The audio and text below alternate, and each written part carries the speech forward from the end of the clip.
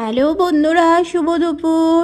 তো চলে এলাম আজকের লাঞ্চ মেনু নিয়ে। আজকে যেহেতু সোমবার, একদমই নিরামিষ। তোমরা তো জানোই সোমবার মঙ্গলবার নিরামিষ খাই।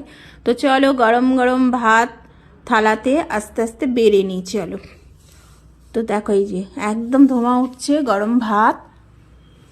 আজকে থালা নিয়ে বসে পড়লাম অনেক দিন বাদে কাঁসার থালাতে। কাঁসার থালাতে তো আমাদের খাওয়াই হয় না।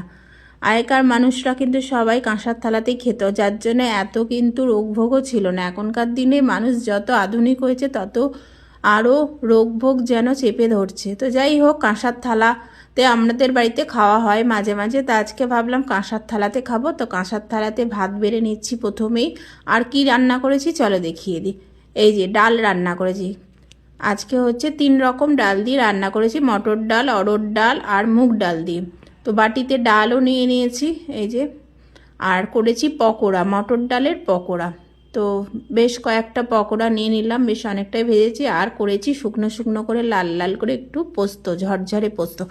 পোস্ত আমার ভীষণই প্রিয়। তোমরা কে কে পছন্দ করা? তোমরা আজকে লাঞ্চ কি দিয়ে করছো অবশ্যই কমেন্টসে জানিও। আর আজকের লাঞ্চ মেনুটা কেমন লাগলো সেটাও জানিও। ভালো লাগলে ফলো করে পাশে থেকো। তো দেখো ঝুরঝুরে আলু পোস্ত। তো চলো